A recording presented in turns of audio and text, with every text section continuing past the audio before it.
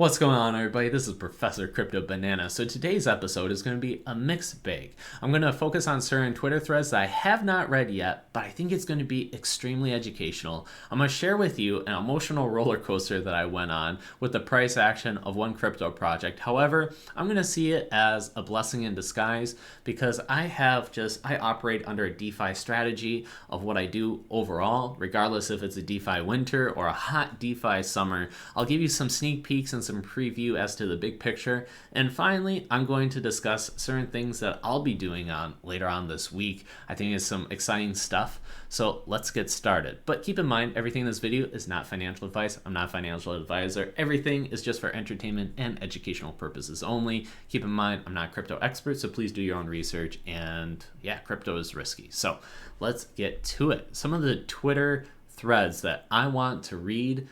First one is by Tuan Pan.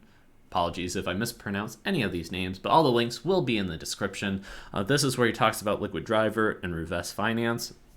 This has really caught my attention just overall, and I'm excited to read through this and try to digest this. So definitely, I see already some good screenshots. So woo-hoo.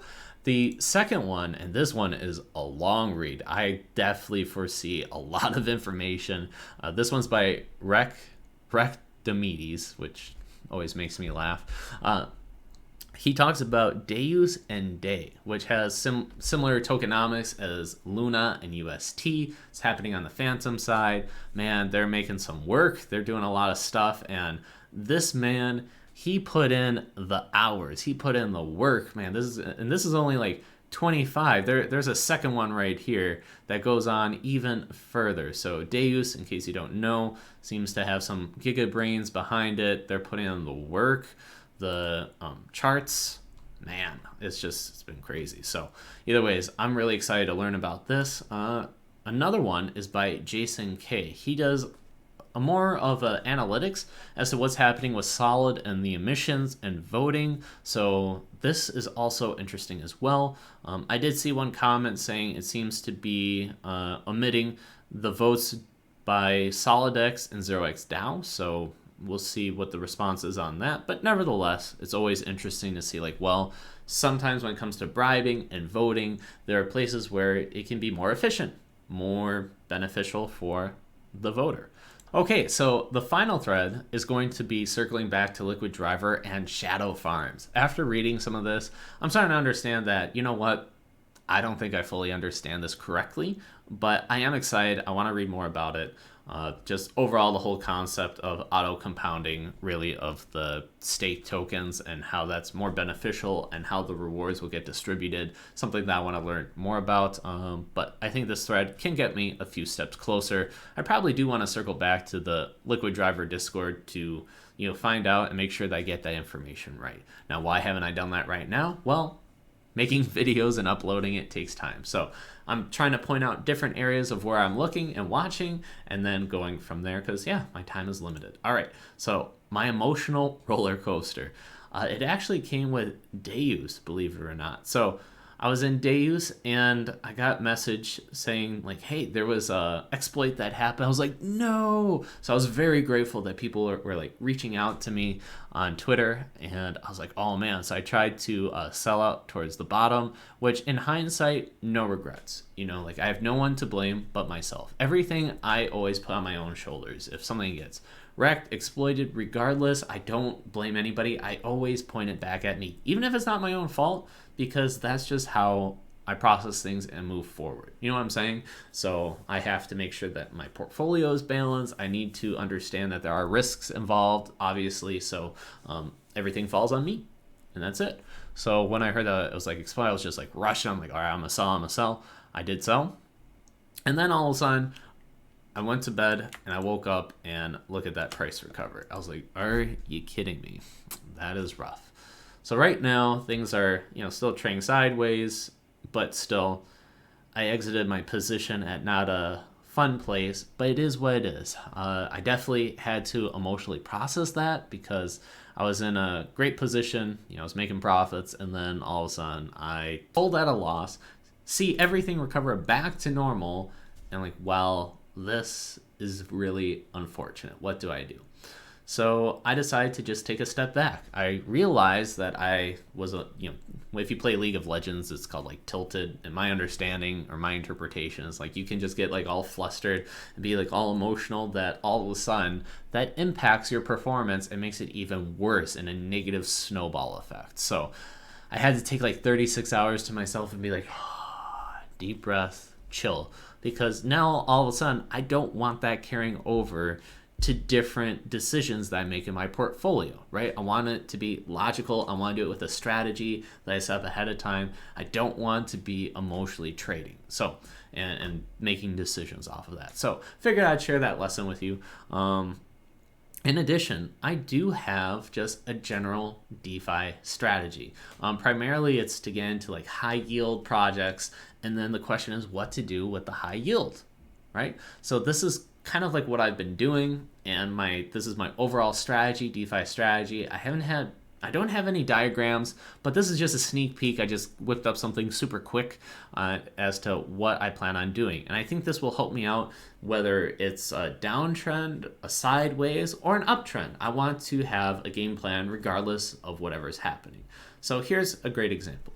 I have certain projects, that I'm in, and they are giving rewards. Actually, I don't think I'm in Oath, but it's on my watch list. All right, so give me just a second here. Let me just remove this.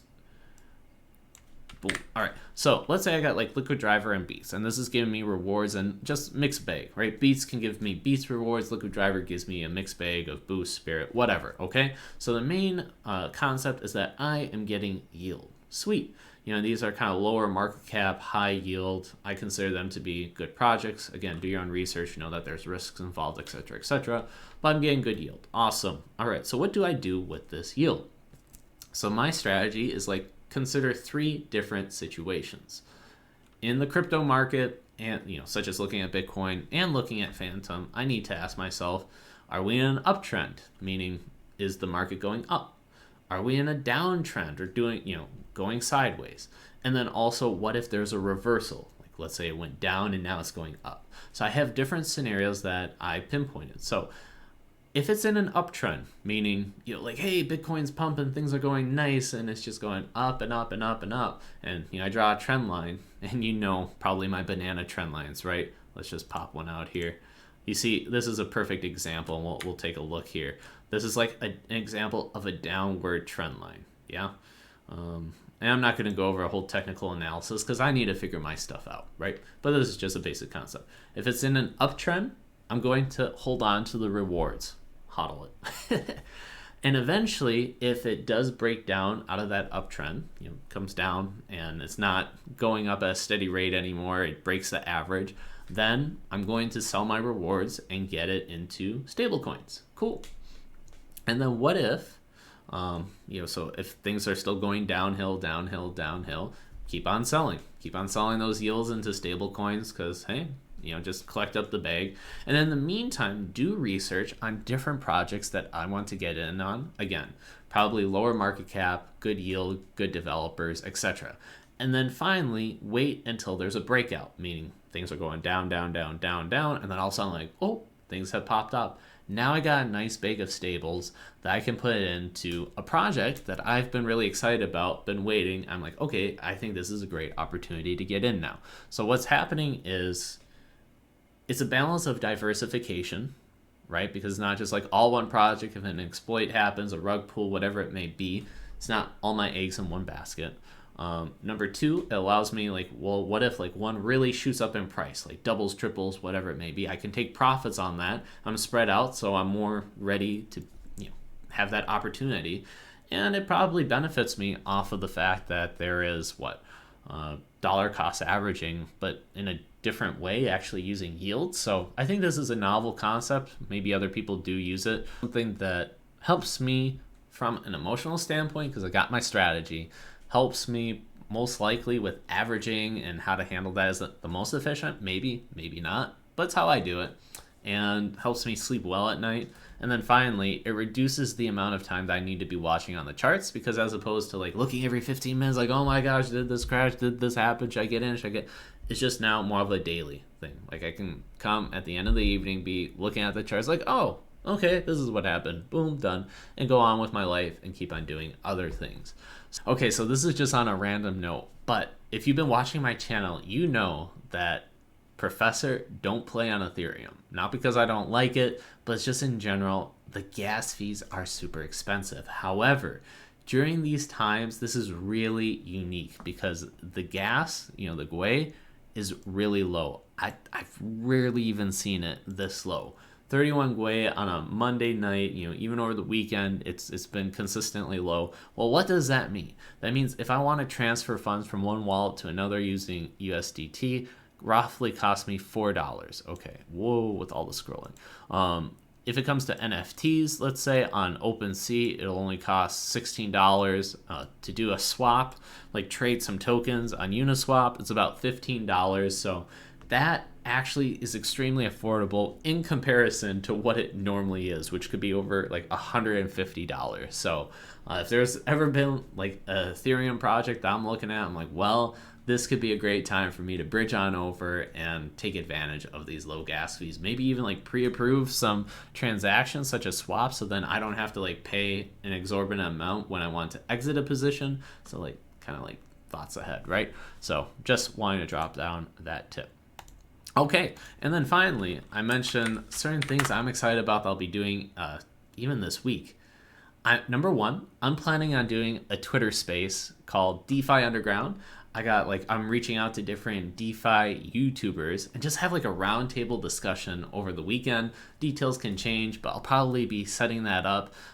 Take a look on my Twitter. You can see it in the description if you want to follow me. And man, I think it'd be very exciting just to discuss like trends and different information. Man, I'm excited about that. In addition, I'm also going to be recording a discussion that I'll be having with a certain project, specifically around FNFTs. I want to know more information, where things could potentially head. I want to be ahead of the trend. So I'll be recording it. I'll be asking a lot of questions. So then that way, you can follow along and learn as I go.